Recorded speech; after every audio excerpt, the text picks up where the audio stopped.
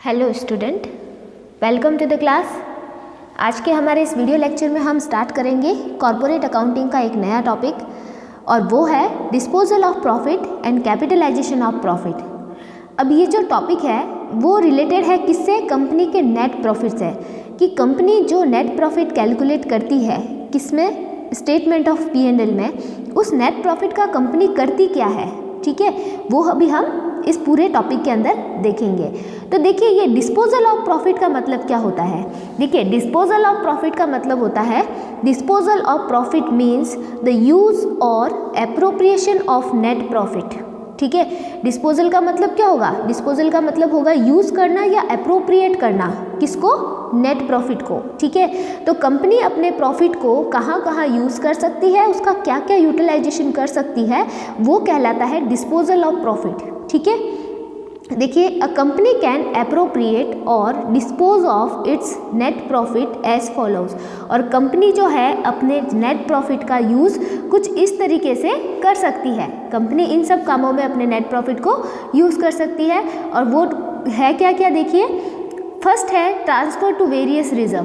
Company चाहे तो अपने रिजर्व्स बना सकती है किसी तरह के, ठीक है। और सेकंड है dividend to share holder. Company चाहे तो शेयर होल्डर को डिविडेंड पेड कर सकती है, ठीक है, करना ही पड़ता है, चाहने की कोई बात ही नहीं है, क्यों कंपनी को शेयर होल्डर को डिविडेंड पेड करना ही पड़ता है। ठीक है, फिर चलते हैं third, bonus to share holder, और अपने शेयर होल्डर को बोनस दे सकती है। तो कंपनी अपने नेट प्रॉफिट को इन तीन कामों में क्या कर सकती है? यूज़ कर सकती है। अब इनमें से ये जो दो काम है, दो काम मतलब रिजर्व में ट्रांसफ़र करना और शेयर होल्डर को डिविडेंड देना, ये दो चीज़ें कहलाती है डिस्पोजल और एप्रोप्रिएशन। ठीक है, किसका? नेट प्रॉफिट का। ठीक है, नेट प्रॉफिट का डिस्पोजल या एप्रोप्रिएशन कहलाता है रिजर्व में ट्रांसफ़र करना और डिविडेंड पेड करना। और अगर कंपनी ने बोनस दिया है शेयर होल्डर को, तो वो चीज़ कहलाती है कैपिटलाइजेशन ऑफ प्रॉफिट।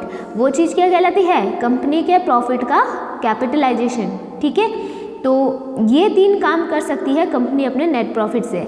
अब देखिए, एक एक करके हम इनको डिटेल में पढ़ते हैं। सबसे पहले हम पढ़ते हैं ट्रांसफ़र टू रिजर्व्स। ठीक है, कंपनी अपने कौन कौन से रिजर्व्स बनाती है, क्या कंपनी को रिजर्व बनाना कंपलसरी है, क्या स्टैच्यूटरी रिक्वायरमेंट है, ये सारी चीज़ें हम देखते हैं। तो देखिए, according to the new company act 2013 as amended on 1 April 2014, it is not mandatory to transfer a certain percentage of profit to the reserve before declaration of dividend. तो नए कंपनी एक्ट के अकॉर्डिंग, जो नया company act है 2013, उसके according किसी भी company के लिए ये कंपलसरी नहीं है कि वो अपने प्रॉफिट को क्या करे? रिजर्व के अंदर ट्रांसफ़र करे। ठीक है, before the declaration of dividend. Dividend को डिक्लेयर करने के पहले कंपनी के लिए कंपलसरी नहीं है कि वो क्या करे? प्रॉफिट को रिजर्व में ट्रांसफ़र करे। जबकि जो पुराना कंपनी एक्ट था, जो कि कौन सा था? कंपनी एक्ट 1956, उसके अकॉर्डिंग कंपनी को ऐसा करना मैंडेटरी था, कंपलसरी था। ठीक है, अब चलते देखिए आगे। अ कंपनी में before the declaration of any dividend transfer such percentage of its profit for that financial year as it may consider appropriate to the reserve of the company. ठीक है, देखिए, कंपनी चाहे तो अपनी इच्छा से क्या कर सकती है? अपने डिविडेंड को डिक्लेयर करने से पहले कोई भी परसेंटेज रिजर्व में ट्रांसफ़र कर सकती है। ये बिल्कुल वॉलेंट्री है। कंपनी चाहे तो अपनी इच्छा से रिजर्व बना सकती है। ठीक है, before declaration of any dividend. तो ये कंपनी की इच्छा पे होता है। अभी ऐसा कोई स्टैच्यूटरी रिक्वायरमेंट नहीं है, कोई मैंडेटरी नहीं है। ठीक है, फिर देखिए, अगर कंपनी रिजर्व बनाती है तो उसके लिए क्या एंट्री पास आउट की जाएगी? तो देखिए, एंट्री पास आउट की जाएगी सरप्लस अकाउंट डेबिट। जो सरप्लस अकाउंट होता है, जो स्टेटमेंट ऑफ P&L के बाद में बनता है और स्टेटमेंट ऑफ P&L का पार्ट भी होता है, उसमें से हम क्या करेंगे? किसी अमाउंट को रिजर्व या फंड में ट्रांसफ़र करेंगे। तो ये वो एक एंट्री होगी जो कि रिजर्व बनाने के लिए होगी। फिर चलते हैं नेक्स्ट की तरफ। नेक्स्ट देखिए क्या है? नेक्स्ट है डिविडेंड टू शेयर होल्डर। ठीक है, dividend to share holder second appropriation है प्रॉफिट का। कंपनी इसका यूज़ कर सकती है क्या करने के लिए? शेयर होल्डर को डिविडेंड देने के लिए। अब शेयर होल्डर को डिविडेंड देना है तो इससे पहले हमें ये जानना पड़ेगा कि ये डिविडेंड क्या होता है। ठीक है। शेयर होल्डर्स क्या होते हैं ये तो आपको पता ही होगा। शेयर होल्डर कौन होते हैं? शेयर होल्डर वो होते हैं जिन्होंने कंपनी के शेयर को परचेज करके रखा हुआ है, ठीक है। और शेयर होल्डर कंपनी के ओनर्स भी होते हैं, जो इक्विटी शेयर होल्डर्स होते हैं, और ये कंपनी के मेंबर भी कहे जा सकते हैं। तो ये जो शेयर होल्डर्स होते हैं इनको कंपनी क्या करती है, उन्होंने जो कैपिटल कंपनी के अंदर इन्वेस्ट की है उसके बदले में क्या देती है? डिविडेंड देती है। अगर आप क्या करोगे, किसी को लोन दोगे तो आपको क्या मिलेगा? इंटरेस्ट मिलेगा, ठीक है। लेकिन ये जो शेयर होल्डर्स होते हैं उन्होंने कंपनी के कैपिटल में अपना शेयर दिया है, ठीक है। तो इनको कंपनी में से क्या मिलेगा? प्रॉफिट में से शेयर मिलेगा। तो जो प्रॉफिट का शेयर होता है वो इनके लिए क्या कहलाता है? डिविडेंड कहलाता है, ठीक है। तो इन्होंने जो कैपिटल इन्वेस्ट की है उसके रेम्यूनरेशन, उसके प्रतिफल के बदले में उनको क्या मिलता है? डिविडेंड मिलता है। तो देखिए, dividend is a portion of net profit of the company which is distributed to share holder. तो डिविडेंड क्या होता है? कंपनी के नेट प्रॉफिट का पार्ट होता है जो कि क्या कर दिया जाता है? शेयर होल्डर में डिस्ट्रीब्यूट कर दिया जाता है, ठीक है। तो या फिर ये भी कह सकते हैं कि कंपनी के प्रॉफिट का वो पार्ट जो कि हम शेयर होल्डर में क्या कर देते हैं? डिस्ट्रीब्यूट कर देते हैं, वो कहलाता है डिविडेंड, ठीक है। सपोजिवली देखिए, ये क्या है? कंपनी का प्रॉफिट है, उसमें से जो पार्ट हमने शेयर होल्डर को डिस्ट्रीब्यूट कर दिया वो चीज़ क्या कहलाएगी? डिविडेंड कहलाएगी, ठीक है। अब देखिए, डिविडेंड होता है दो टाइप का, क्योंकि अगर शेयर्स दो टाइप के हो सकते हैं तो डिविडेंड भी क्या हो सकता है? दो टाइप का हो सकता है। तो देखिए, डिविडेंड हो सकता है प्रेफरेंस डिविडेंड और इक्विटी डिविडेंड, ठीक है। ये बात आपको ध्यान रखनी है। फिर चलते हैं हम आगे। अब देखिए, fund and sources of dividend, कि हम डिविडेंड किस में से दे सकते हैं। ऐसे कौन से प्रॉफिट है जिनमें से हम क्या दे सकते हैं? डिविडेंड दे सकते हैं। या डिविडेंड देने के लिए कंपनी के पास कौन कौन से फंड अवेलेबल है। तो देखिए, डिविडेंड देने के लिए कंपनी के पास जो सबसे फर्स्ट सोर्स होगा वो सोर्स क्या होगा? Current years revenue profit. Company का जो करंट ईयर का प्रॉफिट होगा वो सबसे पहला सोर्स होगा डिविडेंड का। फिर सेकंड क्या होगा? पास्ट ईयर्स रिवेन्यू प्रॉफिट, पिछले साल के रिवेन्यू प्रॉफिट। तो कंपनी के जो पास्ट प्रॉफिट्स होंगे उसमें से भी डिविडेंड डिक्लेयर कर सकती है कंपनी। और थर्ड सोर्स है फर्स्ट एंड सेकेंड बोथ। कई बार क्या होता है, कंपनी के करंट ईयर प्रॉफिट इतने सफिशिएंट नहीं होते हैं तो कंपनी क्या करती है? अपने पास्ट ईयर के रिवेन्यू प्रॉफिट को भी डिविडेंड के लिए यूज़ कर लेती है। तो partially out of current years profit and partially out of past years profit. तो दोनों में से पार्शली भी पेमेंट किया जा सकता है डिविडेंड का। तो ये भी सोर्स है। फिर देखिए, fourth, money provided by the central and state government for the payment of dividend by the company's pursuance of the guarantee given by government। तो गवर्नमेंट ने जो गारंटी दी है शेयर होल्डर्स को या कंपनी को, तो उसके बदले में गवर्नमेंट क्या करती है कि अगर कंपनी के पास सफिशिएंट प्रॉफिट नहीं है तो फिर क्या करेगी? गवर्नमेंट उसके लिए कुछ ना कुछ अमाउंट पेड करेगी। तो गवर्नमेंट जो मनी प्रोवाइड करवाती है कंपनी को for the distribution of dividend, तो वो भी क्या हो सकता है? Fund and sources of dividend हो सकता है। अब देखिए, ये जो हमने सोर्सेज पढ़े हैं या ये जो हमने फंड पढ़े हैं, इनको अगर नाम देना चाहे हम तो एक नाम दे सकते हैं डिविजिबल प्रॉफिट, ठीक है। डिविजिबल प्रॉफिट को हम हिंदी में क्या कह सकते हैं? विभाजन योग्य लाभ। इन्हें हम क्या कह सकते हैं? विभाजन योग्य लाभ। इन सबको एग्रीगेट फॉर्म में हम डिविजिबल प्रॉफिट कह सकते हैं। अब डिविजिबल प्रॉफिट का मतलब वो प्रॉफिट जिन्हें हम क्या कर सकते हैं?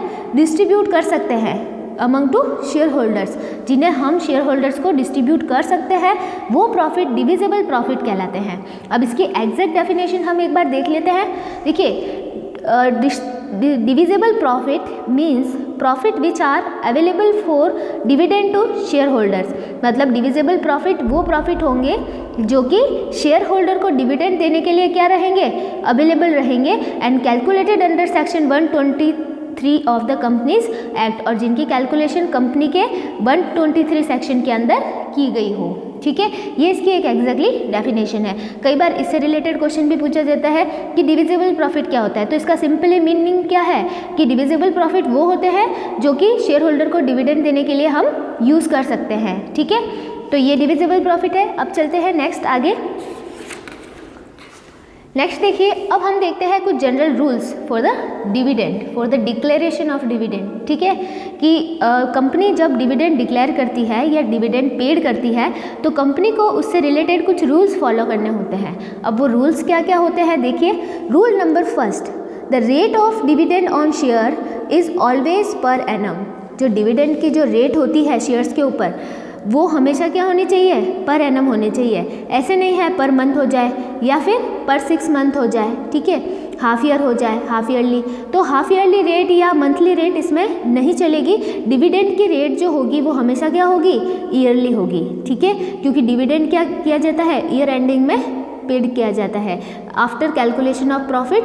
ठीक है, फिर चलते हैं next, the dividend must be paid in cash. Dividend का पेमेंट हमेशा किस में होना चाहिए, इन कैश होना चाहिए। ऐसा नहीं है कि कंपनी ने डिविडेंड के बदले में क्या इशू कर दिए, शेयर इशू कर दिए, कि कंपनी को डिविडेंड देना था और कंपनी के पास फंड नहीं था तो कंपनी ने क्या कर दिया, डिविडेंड को कैश में पेमेंट करने की बजाय उनको क्या कर दिए, शेयर इशू कर दिए। तो ये बात नहीं होनी चाहिए।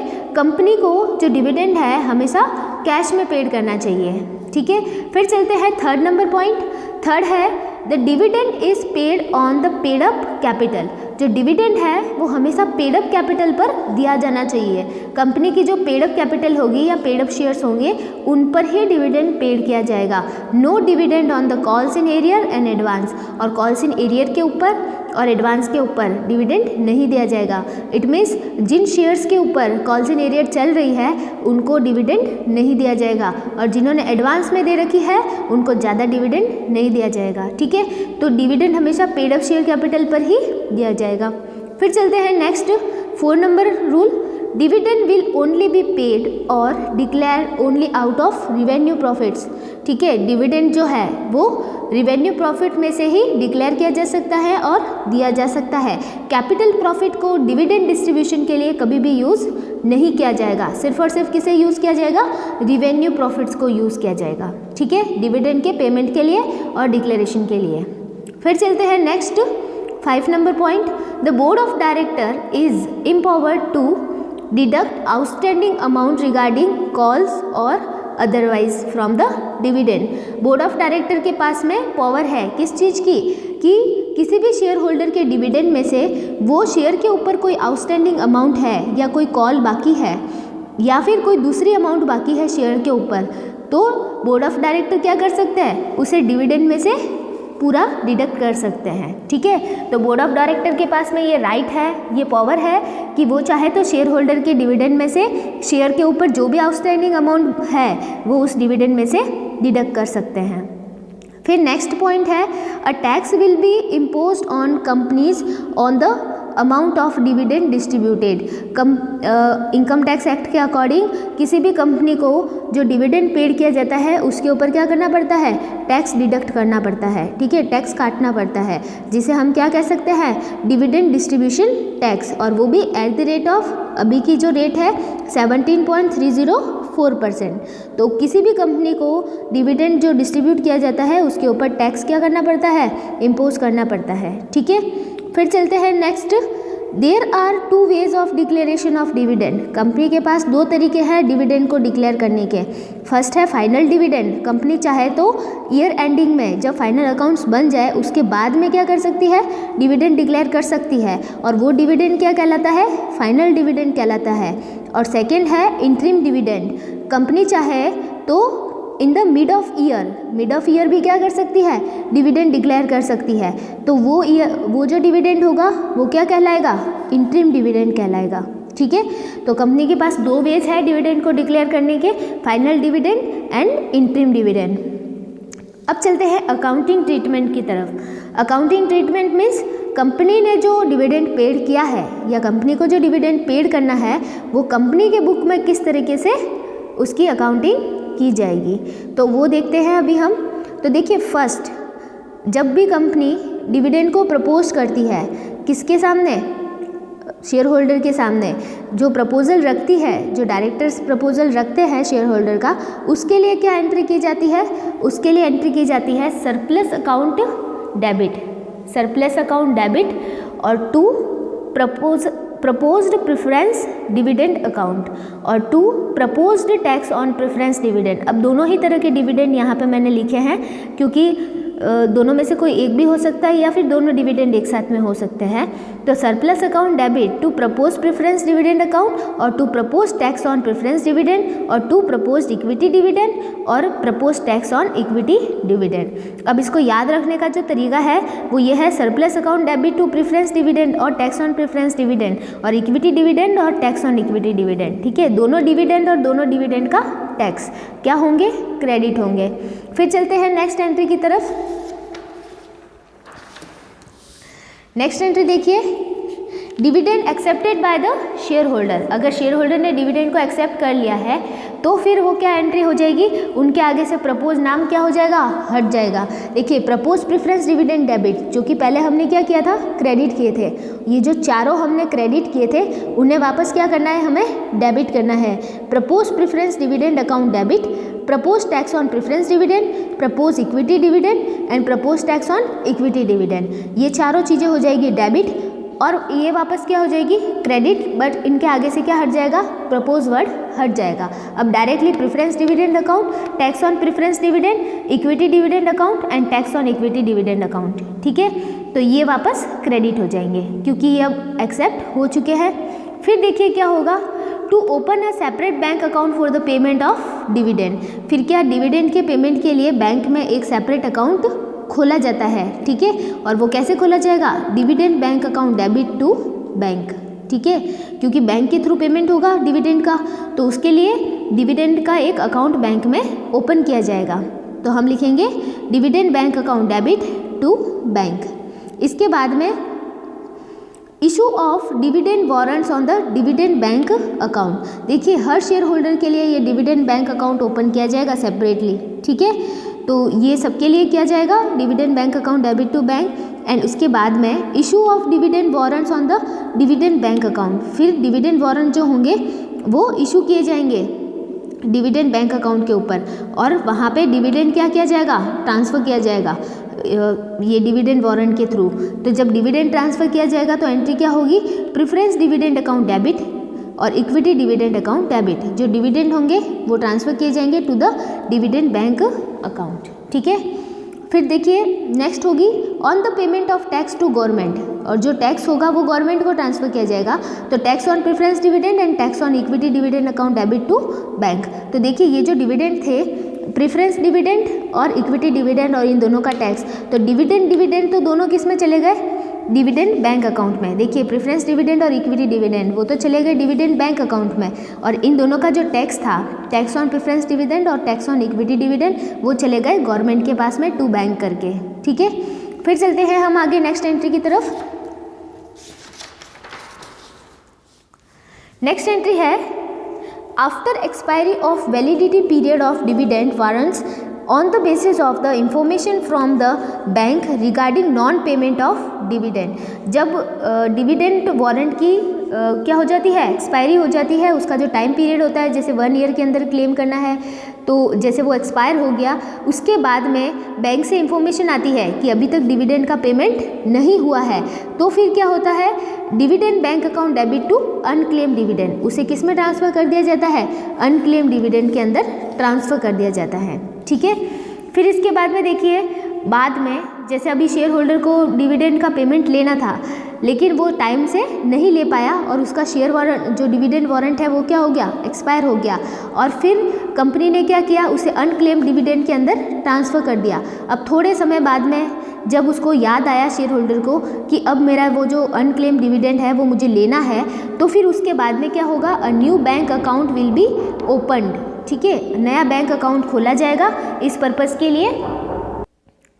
सॉरी, वो एंट्री नेक्स्ट में है। पहले देखिए जब वो अनक्लेम डिविडेंड में ट्रांसफ़र कर दिया जाता है, इसके बाद में देखिए क्या होगा, a new bank account will be open by the amount by dividend not claim in the schedule bank. देखिए इसके बाद में जो अनक्लेम डिविडेंड है वो काफ़ी समय तक क्लेम नहीं किया गया, उसके बाद कंपनी क्या करेगी, शेड्यूल बैंक में एक नया अकाउंट ओपन करेगी जिसका नाम होगा अनपेड डिविडेंड, क्योंकि अब तक तो वो सिर्फ अनक्लेम था, मतलब शेयर होल्डर ने क्लेम ही नहीं किया था। अब उस अनक्लेम डिविडेंड को ट्रांसफ़र किया जाएगा किसमें, अनपेड डिविडेंड अकाउंट में, और एक नया अकाउंट खोला जाएगा किसी शेड्यूल बैंक में। ठीक है, उसका नाम होगा अनपेड डिविडेंड अकाउंट और उसमें वो डिविडेंड ट्रांसफ़र कर दिया जाएगा। ठीक है, तो unpaid dividend account debit to dividend bank account. अब इतना करने के बाद में कि पहले तो अनक्लेम था और अनक्लेम के बाद में वो क्या हो गया, अनपेड हो गया। इसके बाद में अगर किसी शेयर होल्डर को याद आता है कि नहीं मुझे मेरा डिविडेंड लेना है, तब फिर कंपनी क्या करती है, इशू ऑफ न्यू और fresh dividend warrant on the request of share holder. तो फिर कंपनी क्या करती है, शेयर होल्डर की रिक्वेस्ट के बेस पे एक नया और फ्रेश डिविडेंड वारंट वापस इशू करती है।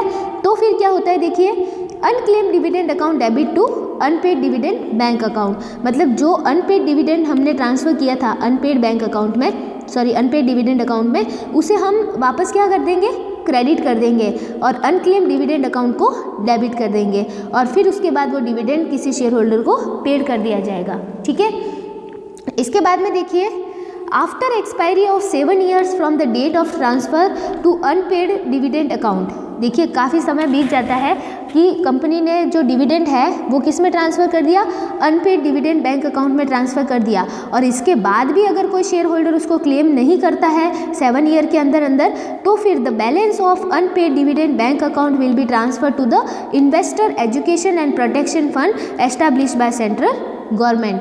देखिए पहले तो क्या होता है, कंपनी ने क्या किया, share warrant dividend warrant issue किया और अगर क्लेम कर दिया जाता है तो ठीक है, नहीं तो किस में डाल दिया जाता है, अनक्लेम डिविडेंड में डाल दिया जाता है, और फिर अनक्लेम डिविडेंड को भी क्लेम नहीं किया जाता है तो किस में डाल दिया जाता है, अनपेड डिविडेंड बैंक अकाउंट में डाल दिया जाता है। और फिर अगर शेयर होल्डर को याद आता है तो ठीक है, उसको पेमेंट कर दिया जाता है, और अगर 7 year तक अगर कोई डिविडेंड क्लेम नहीं किया जाता तो उस अनपेड डिविडेंड बैंक अकाउंट की जो अमाउंट रहेगी उसको हम किस में ट्रांसफ़र कर देंगे, investor education and protection fund, जो कि सेंट्रल गवर्नमेंट ने क्या किया है, एस्टैब्लिश किया है for the protection of investor. ठीक है, for the protection and education of investor. तो इस फंड के अंदर वो अमाउंट क्या कर दी जाएगी, ट्रांसफ़र कर दी जाएगी, और उसको ट्रांसफ़र करने की एंट्री क्या होगी, unclaim dividend account debit to unpaid dividend bank account. ये दोनों एंट्री बिल्कुल सिमिलर रहेगी, क्योंकि अगर वो जो शेयर होल्डर है उसने क्लेम कर दिया तब तो ये एंट्री, और अगर वो उसने क्लेम नहीं किया तो 7 year के बाद में फिर वो उसमें investor education and protection fund के अंदर ट्रांसफ़र कर दिया जाएगा by this entry, unclaim dividend account debit to unpaid dividend bank account. ठीक है, तो ये तो था डिविडेंड टू शेयर होल्डर, ये सेकेंड अप्रोप्रिएशन था कंपनी के प्रॉफिट का। अब थर्ड अप्रोप्रिएशन जो है, बोनस टू शेयर होल्डर, जिसे हम कैपिटलाइजेशन ऑफ प्रॉफिट भी कहते हैं, वो हम नेक्स्ट वीडियो लेक्चर के अंदर कवर करेंगे। ठीक है, ओके, थैंक यू।